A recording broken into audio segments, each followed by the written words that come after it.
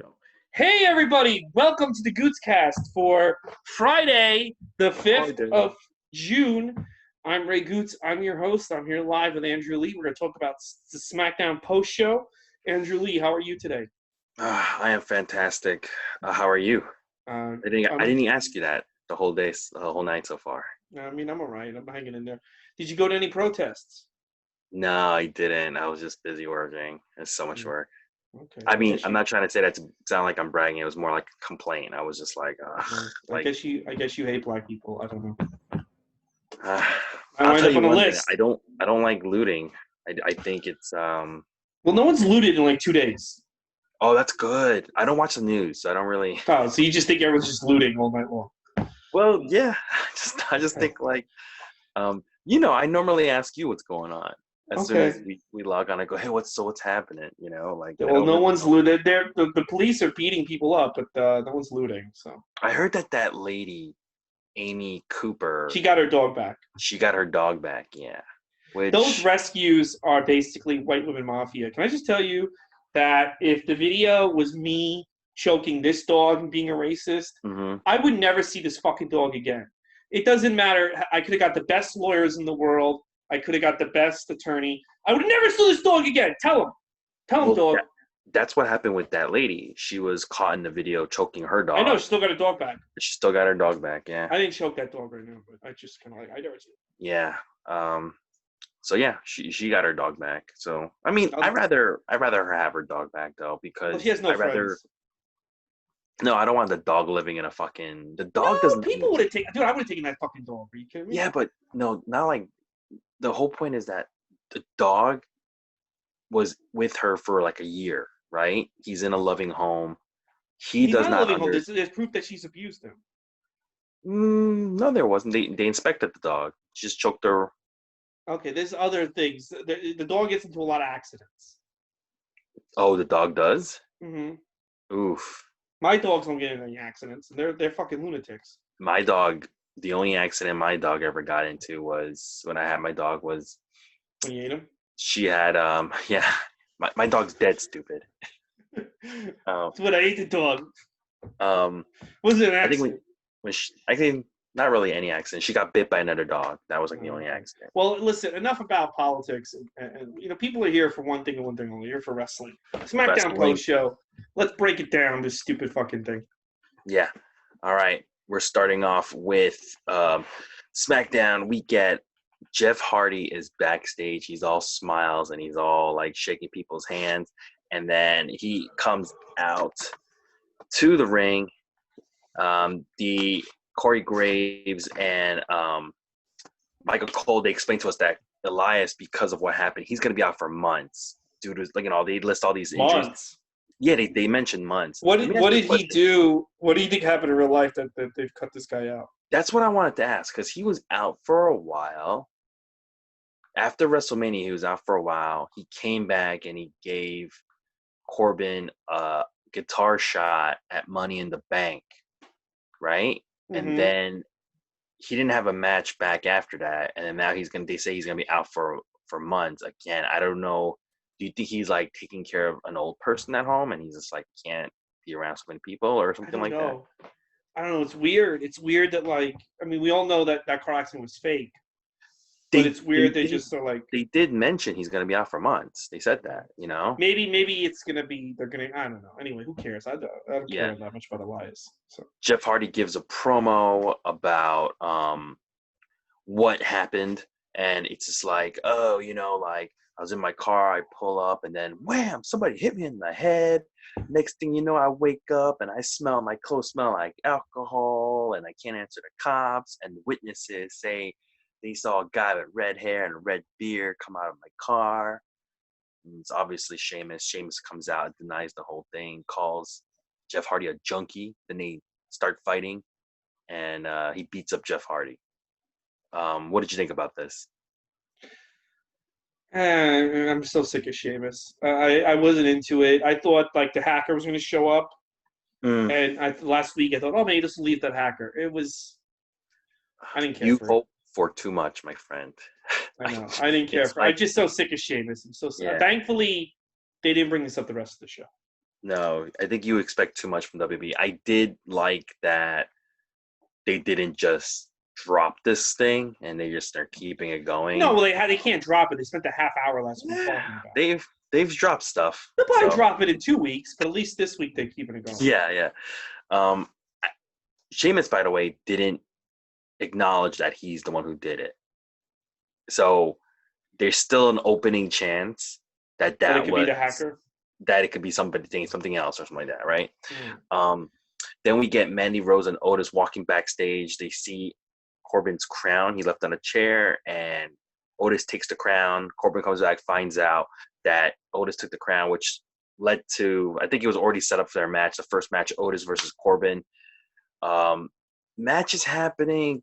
You know, it's not a bad match. You know, Otis even like does some crazy power moves. He deadlifted Corbin and threw him and stuff, but then they go outside and Corbin starts hitting with the chair. It's a DQ. Bullshit finish. I've noticed that we've had at least one bullshit finish on every WWE show this week. Notice this week, since the fucking pandemic started. Yeah, every single show there's at least one bullshit finish. This is stupid. This is a waste of my time. Yeah, I don't. Yeah, I didn't care for it. Yeah, it's a waste of my time. You know what else was a waste of my time? Was this Miz and Morrison shit. Oh, this was awful. Oh my god, this was throughout the show. The first thing we have is Miz and Morrison. They're spying on Braun Stroman in the parking lot. Braun comes in with his car, and Miz and Morrison talking to.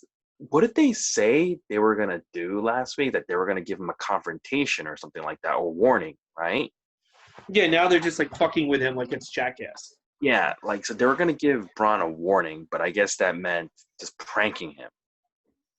So they're kind of filming it a little bit like that MTV Punk'd thing, you know? Like, that's what I meant, Punk'd instead of Jackass. Yeah, they're talking into the camera. The first thing that they punk him with is Braun's in the kitchen area trying to drink, I guess, a protein shake, and they put, I'm guessing, like Mentos in it, and it fizzles out, and it spills. So I guess it was a big thing. Did you like any of that? No, I didn't like. First of all, I didn't like any of this. Also, I don't understand why Braun Strowman has come to work the last 2 Fridays and done nothing. So he gets there at 8:00, goes and has a protein shake. Does he live? Does he live at his job? Why? Well, why is this? He's the champion. Why is this guy here just drinking protein? What did he watch some movies on Netflix later? Dude, it's like he's like the shittiest. And I guess once you become champion, you can just do whatever you want. You know. But it's like just like, why is this guy? He's not even going to the ring anymore. He just is coming in. Last week, I just got to work, Jeff Hardy, and then he was never seen again. What did he do the rest of the night? Is his job that he came in to do? That's what they should actually say. When you're champion, you get to do whatever you want. You know, that's why everybody wants to be champion. It would make more sense. The other weird thing about like these shows is like, why, if the show's at 8:00, why is Braun Strowman coming in at like 8? Like, what time did he come to work?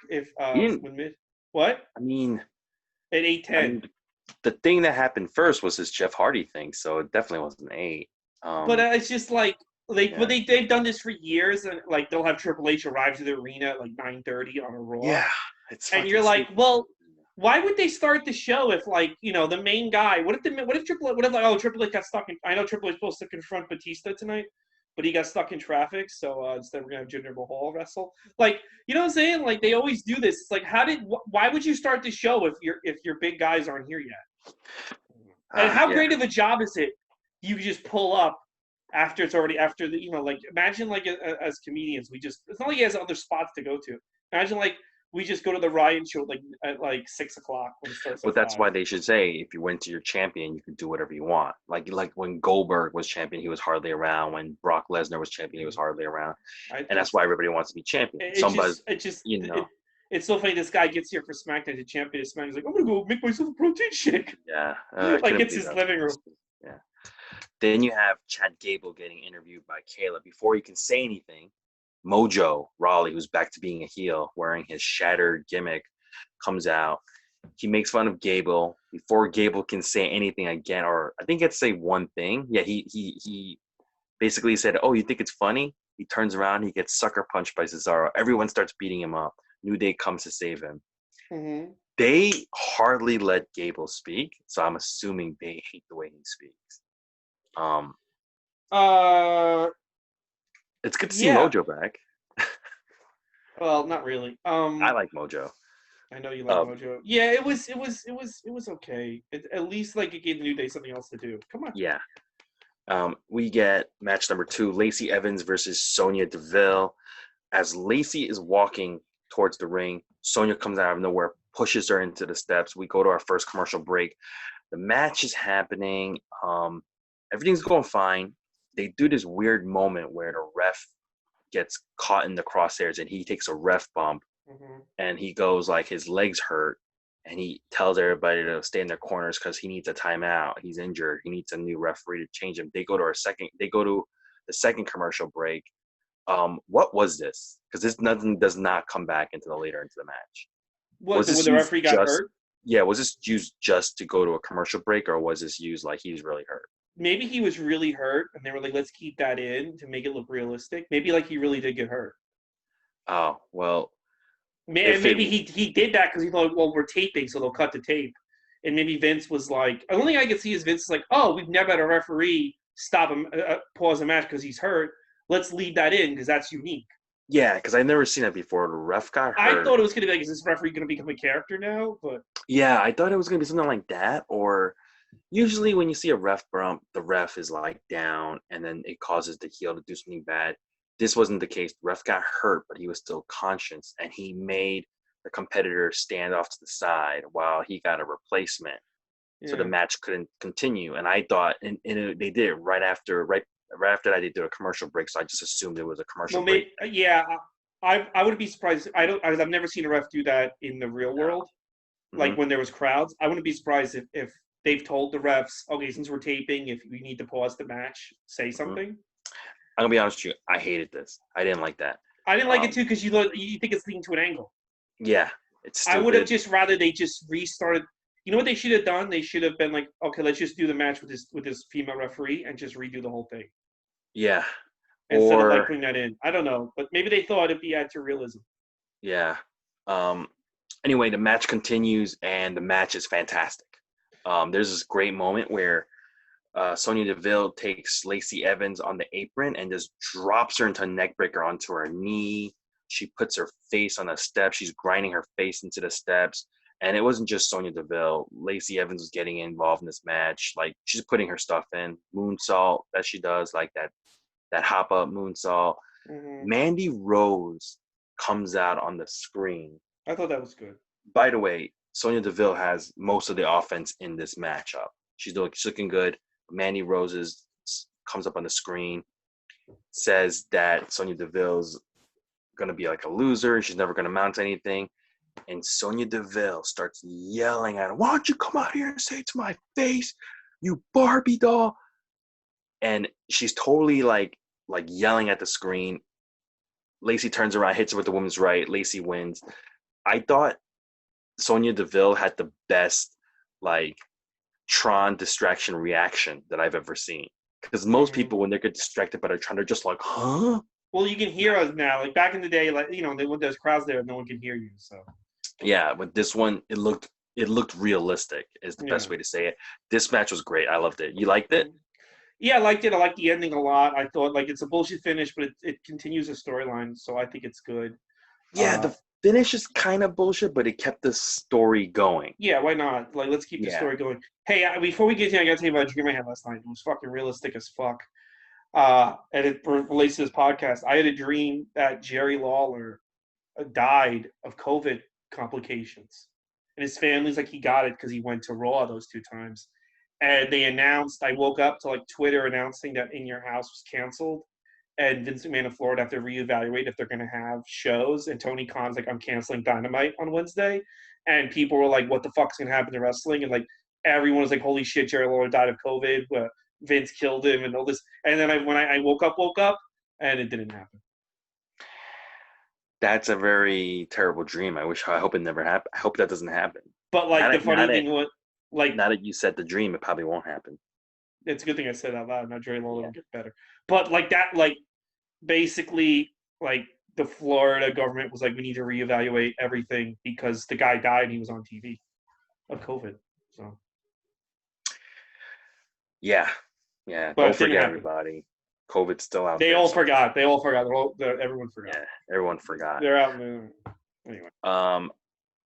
You know what I wish I could forget? This next segment, which was Braun Stroman getting interviewed by Kayla and Miz Morrison continue with their punk. They press a button and slime drops out. Clearly somebody pouring slime, more like it. But they miss Braun. They hit Kayla. They get scared because Kayla's now going to be mad at them. I don't know how to. I guess she's going to. Why are they more scared of Kayla than Braun Stroman? Yeah, it was just dumbest thing. It was so dumb. Also, that's like a Nickelodeon prank. I don't know. This was brutal. Yeah, it was a Nickelodeon thing, but it was like not as good. It's like a Nickelodeon prank, but like 10 times worse. You know what I hope they do? And maybe if you want to wait till the crowds come back, do it. They got to have Morrison break away from Miz and then beat the Miz. Because, like the way they ended the storyline 10, 11 years ago was that Morrison was the Jannetty to Miz's Shawn Michaels.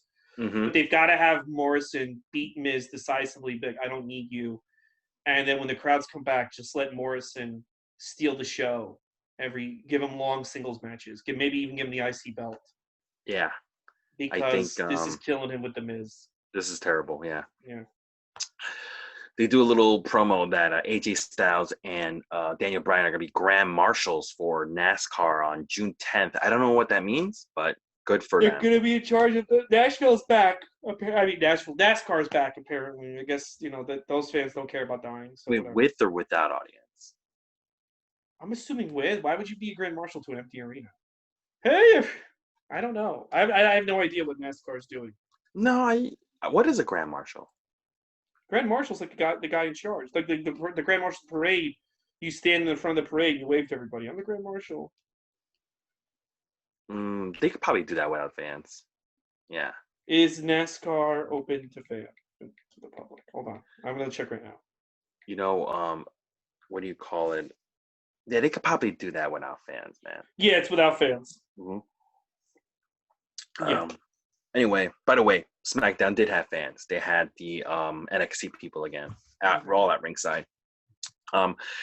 Speaking of NXT, they are all there for Renee Young in the ring, and she's introducing AJ Styles and Daniel Bryan, I guess, to talk to them about, they're going to have an Intercontinental match next week, I believe. This was actually really good. Daniel Bryan was talking about how he is going to be AJ Styles. I called him a fool for trying to have another match from last week, and he says when he's the Intercontinental Champion, he's going to defend it every week, give everybody opportunities. And AJ Styles says, what you call opportunities, I call handouts. You want to give people handouts. Same way Drew Gulak got a handout and got his job back. How did he get his job back? How did he get his opportunity? He got a handout, which leads to a Drew Gulak match with AJ Styles. Before I get into this match, because of what Daniel Bryan mentioned, that how he wants to defend it every week on Friday, that when you tune in every Friday, you're like, yes, do you know there's going to be a championship match? They're clearly trying to copy the TNT title. Well, the TNT title's a copy of what John Cena did on Raw with the U.S. title 5 years ago. He did an open challenge every week, Cena, remember? He wrestled Sami Zayn. He wrestled Dean Ambrose, Kevin Owens. He didn't do it every week, though. Yeah, he did it. For how long? 5 weeks? Go back. No, he did it from WrestleMania to about SummerSlam. Dude, go back. Okay, well. Wow, you're a real disgrace. You don't know your history. I think Neville. No, I remember them doing that. That's how they introduced Kevin Owens and stuff. I don't remember it being that long, though. It was that long. That's because it would just be random members of the roster. So when Kevin Owens came out, people were like, oh, shit. I remember that being a big moment because then he beat Cena. But it wasn't for the title. He just beat Cena. So then he's not defending the title every week then. Well, he gave an open challenge. But I think that the announcer, since he's the NXT champion, he can't win the belt because he's a separate brand. Yeah. I don't know. It was some weird WWE bullshit that night. Yeah, that's not really. He did it for months. Title, Yes, but okay, so that's what.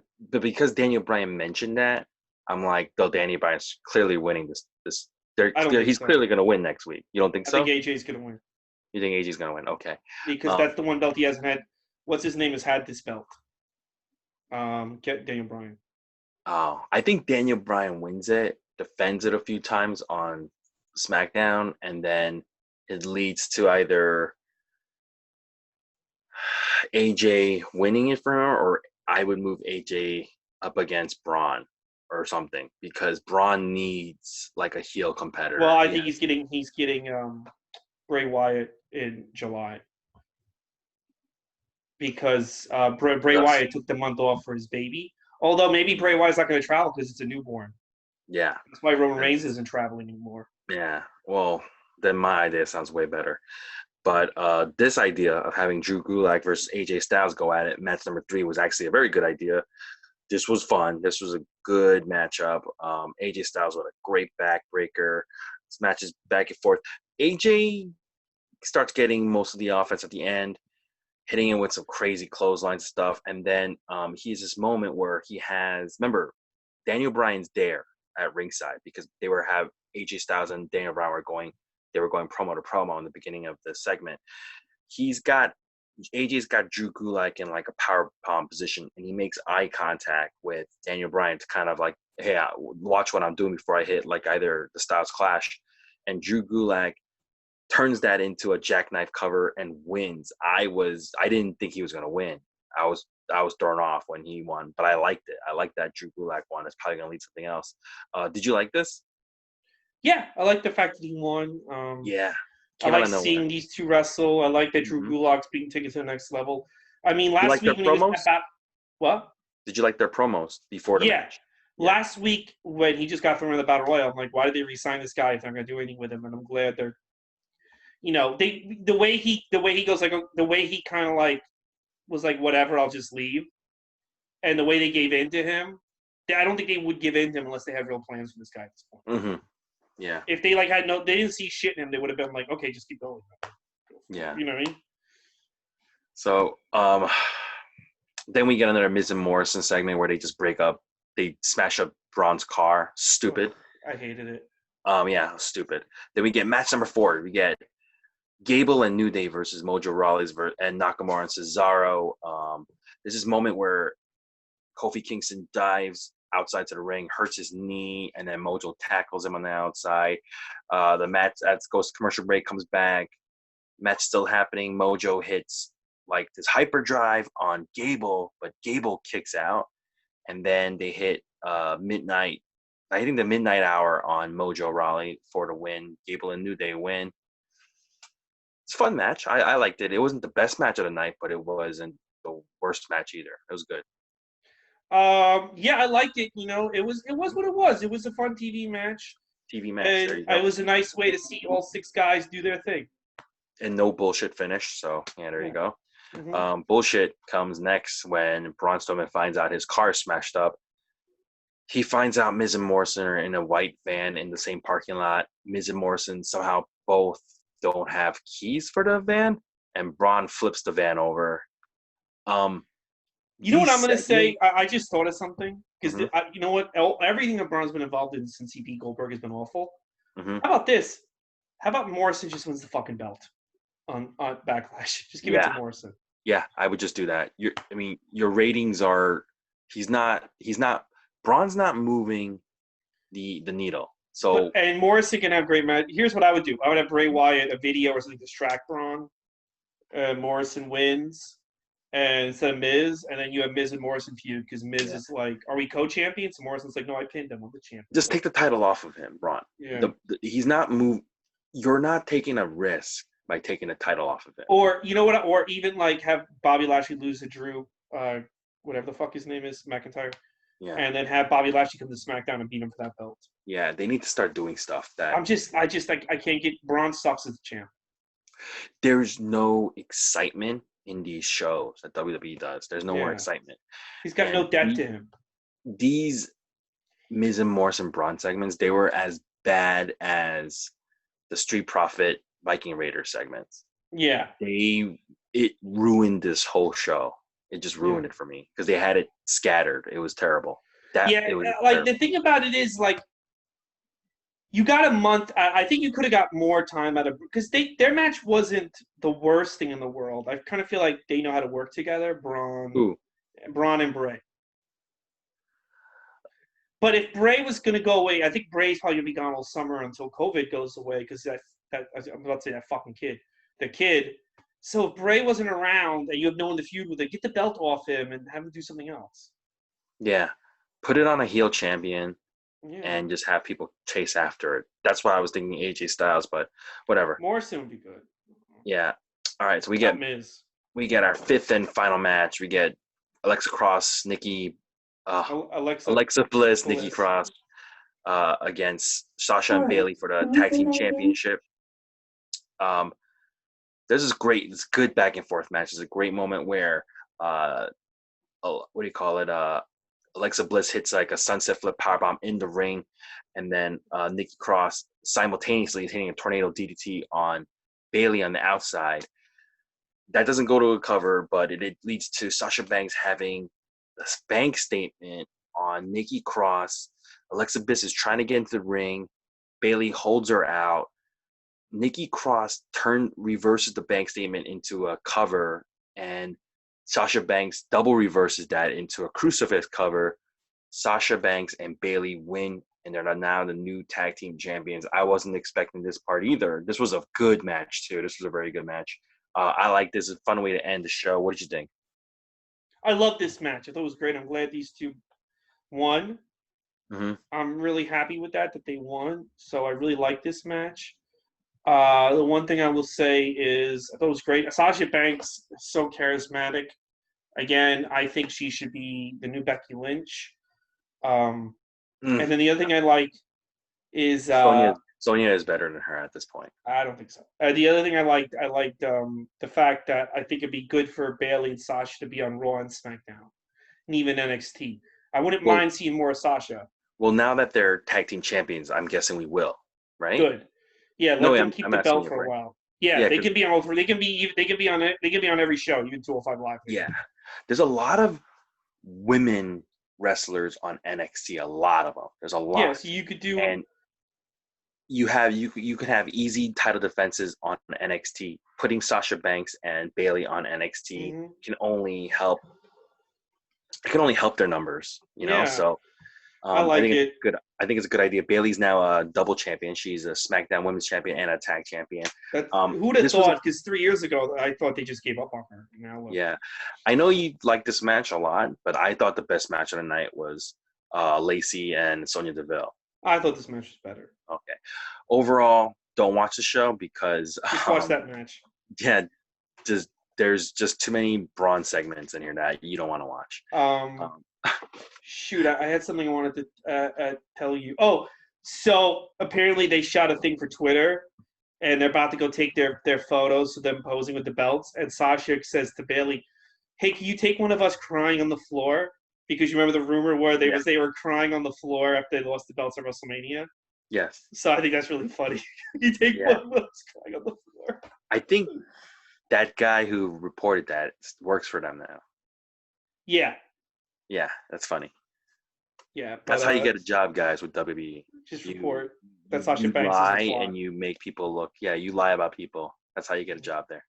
I love it. Yeah. What do you want to do? 205 next? Yeah, 205. We've got to go right in. 205. They're doing matches again, and it's got real audience members again. It's all the NXT people, and you saw everybody. You saw Jessamine Duke, Jake Atlas was there. You know, he was in the Cruiserweight tournament. He's there in the audience. The Rock's daughter, Malcolm Bivin, who was on NXT on Wednesday, he's in the audience. You get Shotzi Blackheart and Dakota Kai, both in the audience, even though they're going to have a matchup on Sunday. So you should not put these kind of people in the audience, people who have storylines going on in NXT. Yeah, I know. Maybe they can't, they probably haven't signed anyone new since the pandemic, so maybe they have no choice. I guess, but hire some local talent, hire some local jobbers. Maybe they don't want because they're like we these people are vetted. We don't trust them. They're not like AEW that just has homeless people wander into the fucking set. Yeah, well, you know, it doesn't matter if you got a match on TakeOver. You still got audience duty at this point.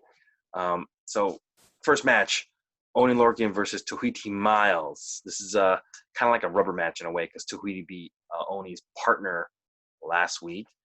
By the way, last week. Anyway, what happens in this match is Tahiti tries to roll up Oni Lorcan's holding the tights again. Birch is ringside, so he calls it out because that's what happened to him last time, and he lost. And the ref notices and he goes, "Yeah, stop doing that." Tahiti gets all mad, and because he's distracted, Oni hits him with the Okana roll and wins. Last week or 2 weeks ago, Oni Lorcan and Danny Burch were like on the verge of like getting into a feud with Imperium for the tag team titles, you know, even doing a promo video on him and everything. Then this week, a couple of days ago, they were in a 3-way match, become number 1 contenders for the tag team titles against Imperium, and they lost. So now they've been demoted from feuding with Imperium to Tahiti Miles. You know that? I don't think they're fighting with Imperium anymore. I think it's done. That's over. Yeah, I agree. I think somebody had change of heart. Maybe maybe like, oh, we got to give Fandango that big push that we've been waiting 6 years. I remember like Jericho. Do you ever hear Jericho said to Vince, "Look, I'll put over Fandango, but you promise me you're gonna do something big with this guy. You promise me." And because I don't want to just put over any noob. I'll put him over. You're gonna, I could see him being champion. Okay, good. I'll put him over.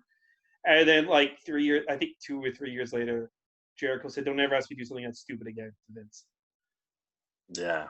Because it's like, why did I put this guy over if you were gonna do anything? Yeah. At WrestleMania.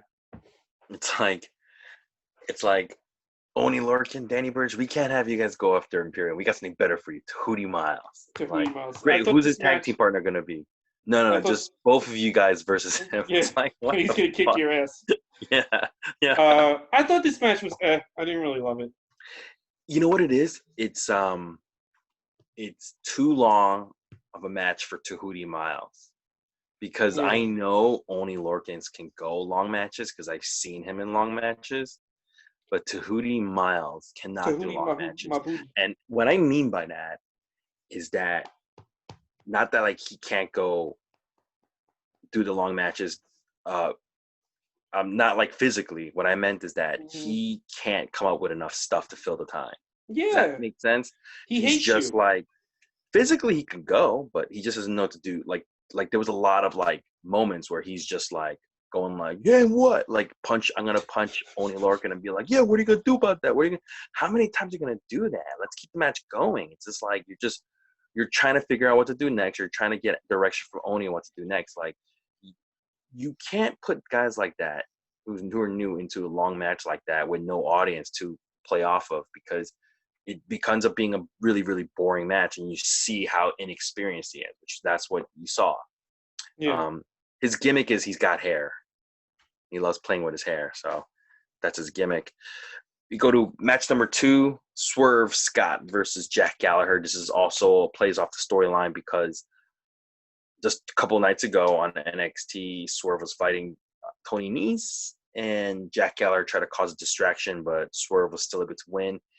They start fighting. This is a good match. There's an all right match. There are some moments of blundering where did you see that point where Swerve Scott was trying to like do some kind of arm bar thing on him and he missed the arm, so like Jack Gallagher's like feeding him the arm. He's like feeding him the arm. And yeah, that was weird. That looks stupid. Basically what happens is Jack Gallagher puts him in a cross arm breaker, but Swerve rolls him up into a cover to win. Swerve wins, and he's walking back. Tony Nese attacks him and beats him up, and they're shitting on him. So I'm assuming Tony Nese, Swerve Scott needs a tag team partner. Hey, Tahiti Miles needs one too. Maybe tag team them up. I have no idea. Yeah, they could be a unit, a G unit. Mm-hmm. Would you like this match? No, I'm glad they're continuing storylines from NXT, but no. Mm-hmm. I guess that's about it. They had the recap from NXT. Oh yeah, they showed the whole match of Drake Maverick, which was good again. Drake Maverick was great. I mean, it made sense because it's from NXT, but that was like legit 2 nights ago. I know, but I'm glad the show's an hour again. So that's nice. All right. But yeah, it was just like, I don't know. 205 Live is just, why are you even doing this if you don't have your heart into it? Why don't you just go back to those old matches? I don't know. Yeah, I think they need to do something different on 205. The tournament should have been on 205 or something like that, you know? I know. Instead, it was on NXT. But whatever. Anyways, Tuhudi Miles he's getting the reps in. You want to go to UK? Yeah, NXT UK. That show was whatever. NXT UK, they do an episode where they are spotlighting Gallus, which is the stable of Joe Coffey, Mark Coffey, and Wolfgang, which some people will say is probably one of the dullest stables they have in WWE right now. I don't even know. I was like, why are these guys getting an episode? And it was like an extra long episode too. But you know why? Because like Gallus is always featured on NXT UK. Always. Okay, see, I didn't know that. They're always in a feud. They're always in an angle. And I think it's because they're like strong villains. They're like in a way, Baron Corbin of NXT UK. Mm-hmm. They give a whole recap of who Gallus is, where they're from, and then they go to our first match, Gallus versus British Strong Style, which is Tyler Bate, Trent Seven, and Pete Dunne. This is from January 9th, 2019. Don't even watch this. Just watch the action. If you want to watch this match, watch the actual event that happened in, because this was not even the full match they showed on NXT UK. They come to the match in progress. Joe Coffey hits or best for the bells on Tyler Bate to win. This is the point where they're jobbing out Tyler Bate. Tyler Bate loses everything. Ever since he like supposedly refused to cancel some dates or something like that, they took the title off of him, and he just loses every single fucking thing. But did you like this match? No.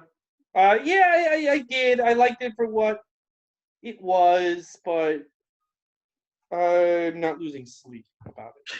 I don't like that you are cutting a match like this. Like, then don't even fucking show it. Why do you have to show 3 or 4 matches? Just show me two long fucking matches and call it a day. Just show me the full fucking match. You don't need to. The second match they showed from TakeOver in August 31st, 2019.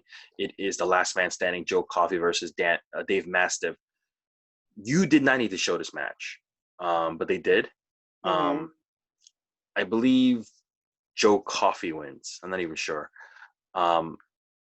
And then they go to match number 3, which is from TakeOver January 12th, 2020. This match is actually a very, very fun match. This is the 4-way NXT UK Tag Team Ladder match. It's got Gallus, which is Mark Coffey and Wolfgang, versus the Grizzled Young Veterans, which are James Drake and Zach Gibson. And then you also get Imperium is in there, which is Marcel Bartel and Fabian Eichner, and Southwest Subculture, which is Flash Morgan Webster and Mark Andrews. This is a fun match, and I highly recommend you watch the actual TakeOver, because this match, they just cut half of it or something like that. Gallus wins this match. This is a fun match, but, I mean, you're not going to see the full match in this episode. No, this was like, I don't know much. They didn't really do a good job also telling you who Gallus was. It's like, here's Gallus and here's 3 matches. The other ones, if you didn't know about Imperium, I felt like they did a really good job a couple of weeks ago telling you who Imperium was. The Tony Storm, Piper Niven, the fat chick, that chick. They did a good job explaining to you like who she was, Piper Niven. And this one was like, here's some Gallus matches. They did a lot of like videos where Gallus is talking, And, they keep going like, oh, all the titles in the Gallus boys. And even at the end of this episode, you see them all members. They meet in this tunnel and they go like, and they talk about what they've been going through with the quarantine and stuff and how they can't wait to get back in the ring. And I can't understand some of the stuff they're saying because their accents are so thick. Yeah. I mean, I'm this sorry. Week, the matches are good. They should have just showed 2 of them. It was kind of a waste of time episode. Don't bother. Yeah, don't bother. Don't bother. Just watch the real show. I'll be honest with you. Mm. This was a shitty week. Don't bother with any of these shows that we reviewed. Well, the one show I enjoyed thoroughly, and it was mainly a best of, was No, I meant just tonight. The ones that we're reviewing tonight. Smackdown. Oh, I would also say don't bother with any show this week. This was a very shitty week for wrestling. It was. AEW Dark was good. And so was NWA. Oh, and so was Dynamite. I thought Dynamite was good. Impact was all right. But it was like, when Impact, I don't know. Impact was good, too. Impact was good, yeah. But the WWE shit, except for, we're not done with the league. Yeah, Impact, by the way, on Tuesday, they're going to be making a big announcement. What do you think it's going to be? Tessa Blanchard's not the champ. They're going to have a unification match between, this is what I would do, Jordan Grace, Moose, and Ace Austin. What? Because Moose is the TNA champ, Ace Austin the one contender, and Jordan Grace is the Knockouts champ. But since the belt is now open to men and women, I think the women's champ should have an opportunity to also try to be the world champ.